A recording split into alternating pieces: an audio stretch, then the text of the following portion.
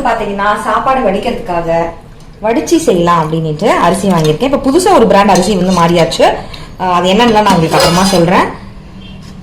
இட்லிக்காக ஊற வச்சிருக்கேன் அரிசியும் அண்ட் உளுந்தும். இது ஒரு ஓரமா வச்சிடலாம். இந்த பக்கம் லஞ்ச் ப்ரிப்பேர் பண்றதுக்காக முளைக்கீரை, அப்புறம் அதுக்கு தேவையான வெங்காயம், தக்காளி, பூண்டு, பச்சை மிளகாலாம் கட் பண்ணி வச்சிருக்கேன். சிறுபருப்பு போட்டு நான் கடைய போறேன். ஒரு 1/4 கப்பு சிறுபருப்பு எடுத்து வச்சிருக்கேன். ஸோ கீரை கடைஞ்சிட்டு அரிசி மாவுல ஆடிட்டு சாதம் வடிச்சிட்டு ஒரு உருளைக்கிழங்கு ஃப்ரை வந்து பண்ண போறேன்.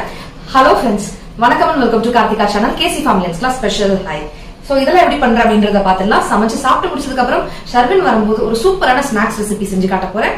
அண்ட் உங்க எல்லாருமே பிடிக்கும். சின்ன குழந்தைங்கல இருந்து பெரிய குழந்தைங்க வரைக்கும் லஞ்ச் பாக்ஸ்க்கும் நீங்க கொடுக்கலாம், ஈவினிங் ஸ்நாக்ஸ் டைமுக்கும் கொடுக்கலாம். ப்ரோட்டீன் ரிச், ஹெல்தியான, ஈஸியான ஸ்நாக்ஸும் நான் உங்களுக்கு காட்ட போறேன். வாங்க டக் டக்குன்னு பார்க்கலாம். அவசரமா செய்றீங்கன்னாக்கா இப்ப இது கூடயே நீங்க கீரையை ஆட் பண்ணிடலாம். ஆனா பச்சை பசேல்னு கீரை வரணும், அது ஸ்ட்ரென்த் எல்லாம் போக கூடாது அப்படின்னாக்கா அதை மூடி போட்டு வேக வைக்க கூடாதுன்னு சொல்லுவாங்க. அப்ப கொஞ்சம் டைம் இருக்கும்பொழுது நான் சொல்ற மாதிரி செஞ்சுக்கோங்க. 1/4 கப் சிறுபருப்பு எடுத்திருக்கேன். இதுக்கு 3/4 கப்ல இருந்து 1 கப் அளவுக்கு தண்ணி விட்டுக்கலாம். 5-6 பல் பூண்டு சேர்த்துக்கோங்க. ஒரு 15 பல் சின்ன வெங்காயம் வச்சிருக்கேன். இதுல 3/4 இப்ப சேர்த்துடுறேன். காரத்துக்கு தகுந்த மாதிரி பச்சை மிளகா நான் 2 சேர்த்திருக்கேன். 2 பழுத்த தக்காளி பழம் சேர்த்துக்கலாம். 1/4 ஸ்பூன் மஞ்சள் தூள், குட்டி ஸ்பூன்ல 1/2 ஸ்பூன் சாம்பார் பொடி சேர்த்துக்கலாம். ஃபிளேவர் நல்லா இருக்கும். ஆபீஸ் கோயர்ஸா இருக்கீங்க, ஸ்கூலுக்கு லஞ்சுக்கு பேக் பண்றீங்கன்னா இதுலயே கீரையும் போட்டு மூடி வச்சு 3 விசில் வச்சு நீங்க வேக வச்சு ஆஃப் பண்ணிடலாம்.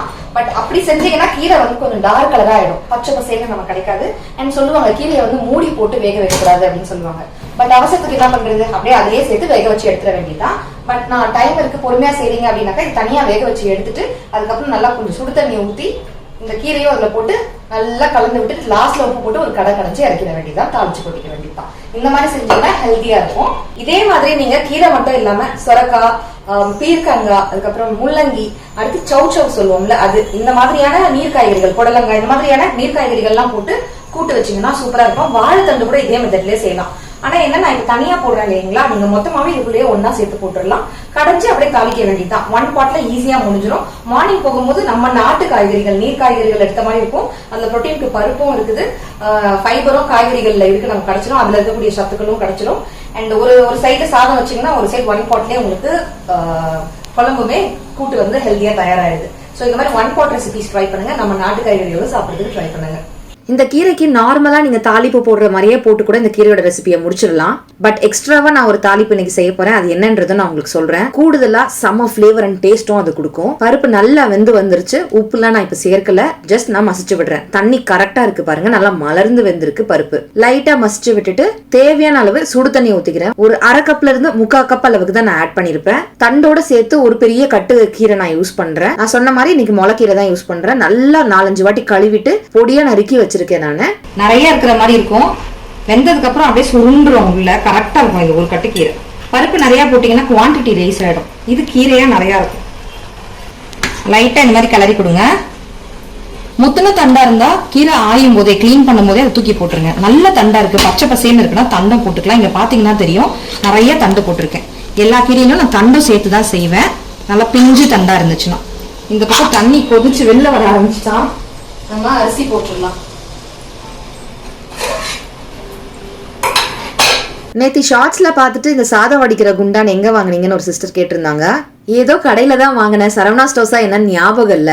லிங்க் இருந்தா டிஸ்கிரிப்ஷன் பாக்ஸ்ல வைக்கிறேன். கீரையில இப்போ உப்பு ஆட் பண்ணல, உப்பு வந்து கடைசியா ஆட் பண்ணலாம் அப்படின்ட்டு. அப்பதான் கலர் வந்து உங்களுக்கு ரீட்டைன் ஆகும். இப்பவே உப்பு சேர்த்துட்டீங்கன்னா அந்த உப்பு கரைஞ்சு வந்து காயோட கலரை வந்து சேஞ்ச் பண்றோம். எப்பவுமே பொரியல் எல்லாம் லாஸ்ட்ல உப்பு ஆட் பண்ணீங்கன்னா கலர் சேஞ்ச் ஆகாம இருக்கும். ஆனா வெங்காயம் தக்காளி எல்லாம் வதக்கி செய்யும் போது சீக்கிரம் வதங்கிறதுக்காக, தக்காளி முக்கியமா நல்லா சுருள வதங்கணுன்றதுக்காக உப்பு சேர்க்கிறோம். அது டிஃபரெண்ட்.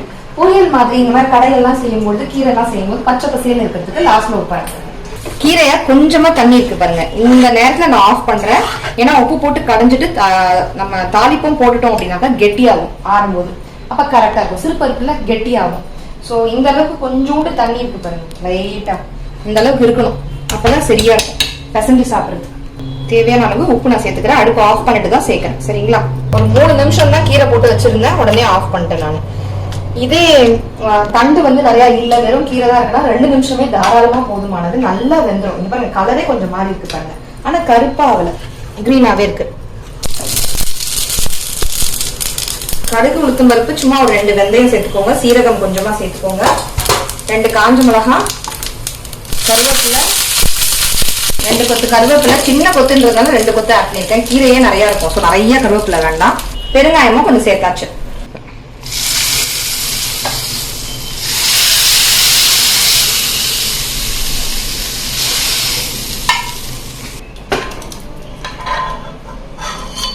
கீரை தாளிப்பு போட்டு ரெடி ஆயிடுச்சு. கொஞ்சம் கூடுதல் டேஸ்ட் இருக்கணும், நார்மலா கீரை கடைங்கள மாதிரி இல்லாம ஒரு எக்ஸ்ட்ரா ஃபிளேவர் இருக்கணும் அப்படின்னு நினைச்சீங்கன்னா இந்த மாதிரி எக்ஸ்ட்ரா வந்து தாளிப்பு வந்து போட்டுக்கோங்க. ஒரு ஸ்பூன் அளவுக்கு நெய், ஒரு 4-5 சின்ன வெங்காயம் இந்த மாதிரி தட்டி வச்சு அதை சேர்த்துக்கோங்க.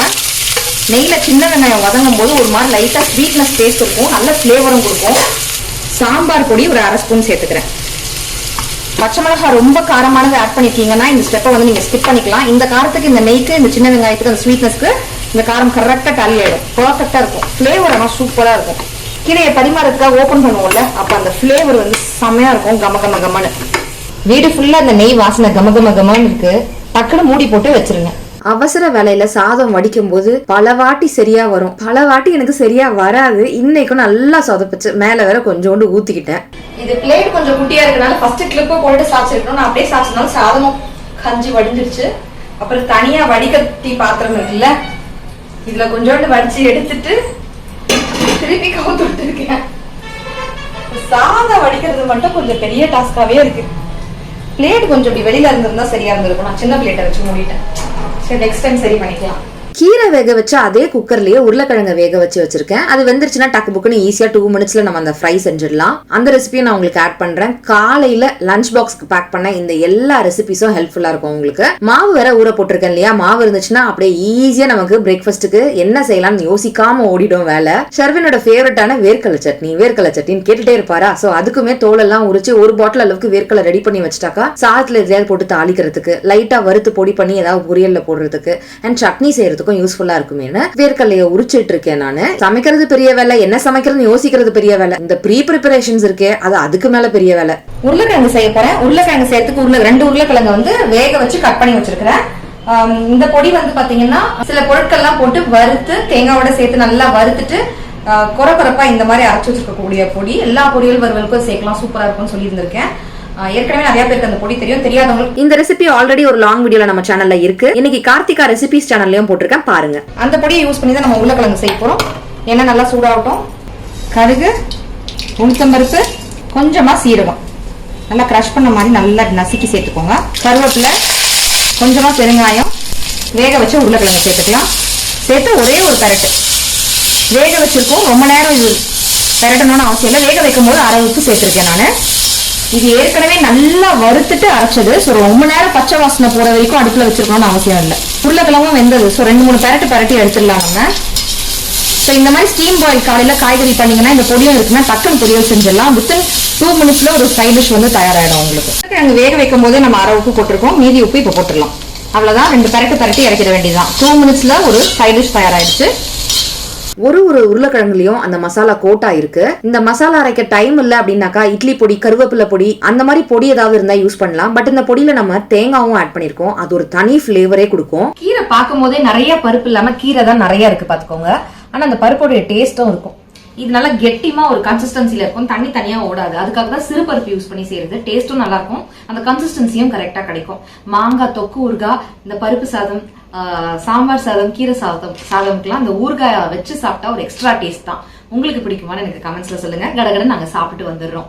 ஷர்வன் குட்டி ஸ்கூல்ல இருந்து வந்தாச்சு. கொஞ்சம் ட்ரை நட்ஸும் பாலும் ஆத்தி கொடுத்துட்டு வந்திருக்கேன். காலையில இருந்து நம்ம இட்லி தோசைக்கு அரிசி கழுவின தண்ணி, பருப்பு கழுவின தண்ணி எல்லாம் இருக்கும் இல்லையா, சாயந்தரமா செடிக்கு ஊத்தலாம்னு வச்சிருந்தேன். அதை நான் ஊத்திடுறேன். DIY face pack and do it yourself தான், நம்ம தான் பண்ணணும், வேற வழி இல்ல. பன்னீர்ல சூப்பரான ஒரு ஸ்நாக்ஸ் ரெசிபி வாங்க காமிக்கிறேன். ஃபேஸ் லைட்டா வாஷ் பண்ணிக்க போறேன். இன்னைக்கு கிளென்சிங்க்கு நான் எதுவுமே யூஸ் பண்ணல, வெறும் தண்ணியில நான் ஃபேஸை கிளென்ஸ் பண்ணிட்டு DIY ஃபேஸ் பேக் நான் உங்களுக்கு காமிக்கிறேன். வாங்க பார்க்கலாம். வீட்ல கிச்சன்ல அவைலபிளா இருக்க பொருட்கள் வச்சு இதை செஞ்சிடலாம். 1/2 ஸ்பூன் கஸ்தூரி மஞ்சள் தூள், 1/2 ஸ்பூன் கடலை மாவு, பழுத்த தக்காளி, பெரிய தக்காளி, அரை தக்காளி பழத்தோட ஜூஸ் சேர்த்திருக்கேன். கொஞ்சம் பல்ப் நல்லா பழுத்ததா இருந்ததுனால அதையும் ஆட் பண்ணிக்கிட்டேன். 1/2 லெமன் ஜூஸ் ஆட் பண்ணிக்கிறேன். இதை பேஸ்ட் மாதிரி மிக்ஸ் பண்றதுக்கு தேவையான அளவு ஃப்ரெஷ்ஷான தயிரையும் நான் ஆட் பண்ணிக்கிறேன். நல்ல ஒரு மிக்ஸ் கொடுத்துருங்க. உங்களுக்கு அப்ளை பண்றதுக்கு எந்த அளவுக்கு டெக்ஸ்டர் இருந்தா ஈஸியா இருக்குமோ அந்த அளவுக்கு நீங்க வந்து தயிர் ஊத்தி நீங்க டெக்ஸ்டர் வந்து மெயின்டைன் பண்ணிக்கலாம். இது அப்படியே ஒரு பிரஷ் இருந்துச்சுன்னா பிரஷ்ல இந்த மாதிரி நீங்க அப்ளை பண்ணிக்கலாம். ஃபேஸ், நெக், கை, கால், கைமுட்டி, கழுத்து பகுதி, பின் கழுத்து சில பேருக்கு டார்க் இருக்கும், இந்த மாதிரி எல்லா இடத்துலயும் யூஸ் பண்ணலாம். நல்ல ஒரு க்ளோ கொடுக்கும். நல்ல கலரா இருந்தா இப்ப நான் கருப்பாயிட்டேன், டேன் ஆயிட்டேன் அப்படின்னாக்கா ரெகுலரா யூஸ் பண்ணும்போது சூப்பரான ரிசல்ட்ஸ் கிடைக்கும். ஒரு 15 to 20 மினிட்ஸ் இது காயிற வரைக்கும் அப்படியே விட்டுறலாம். அந்த கேப்ல இந்த பன்னீர் பாக்கெட் செய்யறது எப்படின்னு நான் உங்களுக்கு காமிக்கிறேன், வாங்க பார்க்கலாம். இந்த ஸ்பூன் பெரிய ஸ்பூன்ல நான் அளவு எடுத்திருக்கேன். கடலை மாவு 2 ஸ்பூன், மைதா மாவு 1 ஸ்பூன், அரிசி மாவு 1 ஸ்பூன், 1.5 ஸ்பூன் பொடியா நறுக்கின சின்ன வெங்காயம் எடுத்திருக்கேன். நீங்க பெரிய வெங்காயம் வேணாலும் எடுத்துக்கலாம், நான் பொடியா நறுக்கி எடுத்துக்கோங்க. கொத்தமல்லி 1 ஸ்பூன், கருவேப்பிலை 1/2 ஸ்பூன் எடுத்திருக்கேன். காரத்துக்கு தகுந்த மாதிரி சிகப்பு மிளகாய் தூள் எடுத்துக்கோங்க, நான் 1/4 ஸ்பூன் எடுத்திருக்கேன். தேவையான அளவு உப்பு, இது எல்லாத்தையும் ஒரு பவுல்ல சேர்த்துக்கலாம். தேவையான அளவு தண்ணி ஊத்திக்கோங்க. இட்லி மாவு பதத்துக்கு பிசைஞ்சுக்கோங்க. உங்களுக்கு பிடிச்சமான சைஸ்ல ஷேப்ல நீங்க பன்னீரை கட் பண்ணி வச்சுக்கோங்க. முக்கியமா அதுல ஈரத்தன்மை இல்லாம பாத்துக்கோங்க. இந்த அளவு கன்சிஸ்டன்சில எடுத்துக்கோங்க. சப்போஸ் நீங்க பன்னீரை ஃப்ரிட்ஜ்ல வச்சிருக்கீங்க அப்படின்னாக்கா அதுக்கு ஒரு முன்னாடியே வெளில எடுத்து வச்சு டிஷ்யூல லைன் பண்ணி அதோட ஈரத்தெல்லாம் எடுத்துடுங்க. தேவைப்பட்டா நீங்க வந்து இந்த சோடா உப்பு சேர்க்கறதா இருந்தா சேர்த்துக்கலாம். நான் இதுல சேர்க்கல, ஹெல்தி ரீசன்ஸ்க்காக. இந்த மாதிரி ஒன்னொன்னா கோட் பண்ணி எடுத்து நம்ம எண்ணெயில பொரிச்சு எடுக்க வேண்டியதுதான். ரொம்ப தண்ணியா ஆயிடுச்சுன்னா இது வந்து கோட் ஆகாது, சரிங்களா? ஓரளவுக்கு இந்த கன்சிஸ்டன்சி இருந்தா தான் கரெக்டா இருக்கும். பன்னீர் வந்து குட்டி குட்டியா இதை கொஞ்சம் ஸ்கொயர்ஸ், நான் ரெக்டாங்கிளா கட் பண்ணிருக்கேன் இல்லைங்களா, நீங்க ஸ்கொயரா கட் பண்ணிக்கிறதா இருந்தாலும் பண்ணிக்கலாம், ஃபிங்கர்ஸ் மாதிரி கட் பண்ணிக்கிறதா இருந்தாலும் பண்ணிக்கலாம். ஒண்ணு போட்டு சூடாயிடுச்சுன்னு பாக்கலாம். எனக்கு கை தாங்க வசதியா இருக்கும் நல்லா கோட் பண்றதுக்கு.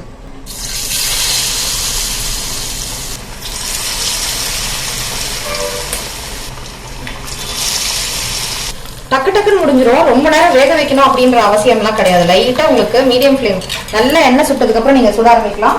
இதை போட ஆரம்பிக்கும் போது மீடியம் ஃபிளேம்ல வச்சிருங்க. வச்சுட்டு இந்த மாதிரி சுட்டுக்கோங்க. லைட்டா இந்த மாதிரி கலர் மாறி வந்தாலே போதும். பன்னீர்லாம் ரொம்ப நேரம் ஃப்ரை பண்ணணும்னு அவசியம் இல்லை. வெடிக்காது, பிரிஞ்சு வராது. மேல நம்ம கோட் பண்ணிருக்கிறது பாருங்க, அழகா கோட்டா இருக்கு. ஏன்னா பன்னீர் டைரக்டா எண்ணெயில போட்டுச்சுன்னா வெடிக்கும், மேல எல்லாம் தெரிக்கும். இது அழகா கோட்டா இருக்கு பாருங்க. அடுத்தடுத்த பேட்சும் போட்டுடலாம்.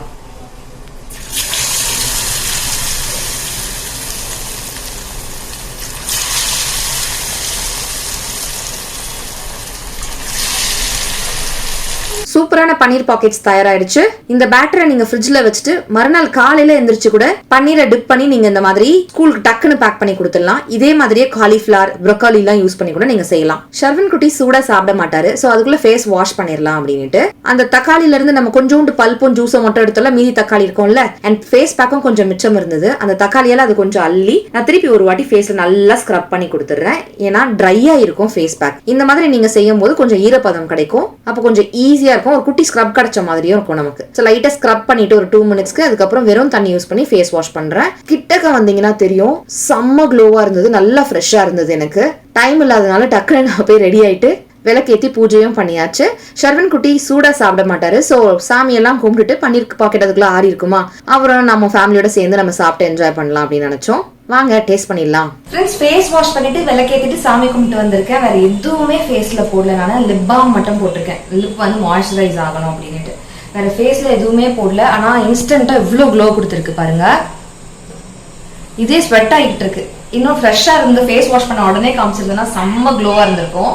ஸோ வீட்லேயே இருக்கிற இந்த மாதிரி ப்ராடக்ட்ஸ் வச்சு நீங்கள் வந்து அழகாக டிஐஒய் பண்ணி உங்களுடைய ஃபேஸை வந்து க்ளோ பண்ணலாம், டேனை வந்து ரிமூவ் பண்ணலாம். இது மாதிரியே சிம்பிளான டிஐஒய் ஃபேஸ்க்கு, ஃபேஸ் மாஸ்க்கு, டீடேன் பண்ணுறது, ஹேர் மாஸ்க், இந்த மாதிரி எல்லாமே நான் ரெகுலராக எல்லா ப்ளாக்லையும் ஒன்று சேர்க்கறதுக்கு ட்ரை பண்ணுறேன்.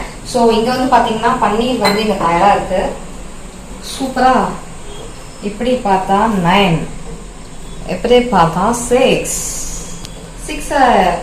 சூப்பரா இருக்கு. ஷர்வனை கூப்பிட்டு கொடுத்துடலாம், அவர் என்ன சொல்றாருன்னு பாக்கலாம். பன்னீர் பாக்கெட்ஸ்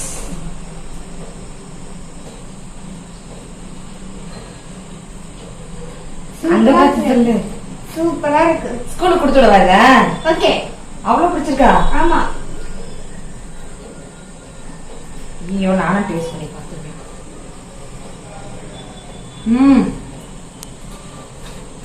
கிட்டக்கு வந்தீங்கன்னா தெரியும்,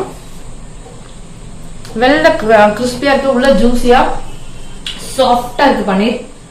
உப்பு காரம் எல்லாமே பர்ஃபெக்டா இருக்கு. இந்தா ஜீன் ட்ரை பண்றியா? நான் சாப்பிட்றேன்.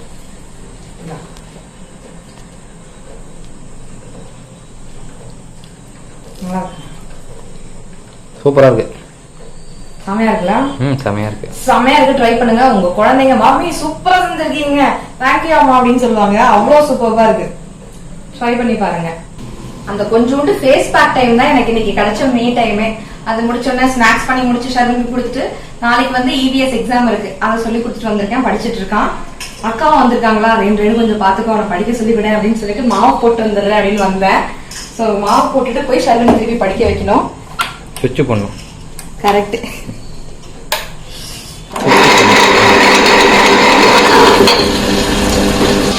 நான் இந்த மாதிரி ஏதாவது ஸ்நாக்ஸ் பண்ணேன்னு வச்சுக்கோங்களேன், வீட்டுல இருந்து அக்கா ராகேஷ் எல்லாம் கூப்பிடுவேன் டேஸ்ட் பண்றதுக்கு. அவங்க உட்காந்து சாப்பிட்டுட்டு இருக்காங்க.